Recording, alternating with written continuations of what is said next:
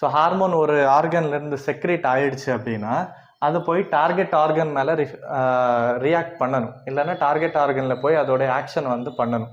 So அப்படி action பண்ணணும் அப்படின்னா அந்த ஹார்மோன் டைரெக்டாகவே டார்கெட் ஆர்கனை வந்து ரிசீவ் பண்ண முடியாது. ஸோ அந்த இடத்துல வந்து ஒரு ரிசெப்டார் அப்படின்றது இருக்குது, which is called as hormonal receptor. இந்த ரிசெப்டார் இல்லாமல் வெளியிலேருந்து வந்த எந்த ஹார்மோனுமே செல்லுக்குள்ளார வர முடியாது. ஸோ இந்த receptor is important to receives the hormone.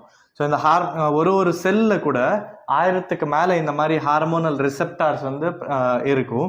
So இந்த ஹார்மோனல் ரிசெப்டார் வந்து 3 இடத்துல வந்து சிச்சுவேட்டடாக இருக்கும். ஸோ ஒரு செல்லில் வந்து ஃபஸ்ட்டு செல் மெம்ப்ரேனில் வந்து ஹார்மோன் ரிசெப்டார் இருக்கும். அப்புறம் சைட்டோபிளாசமில் கூட இந்த ஹார்மோனல் ரிசெப்டார் இருக்கும். அப்புறம் நியூக்ளியஸில் கூட ஹார்மோனல் ரிசெப்டார் கூட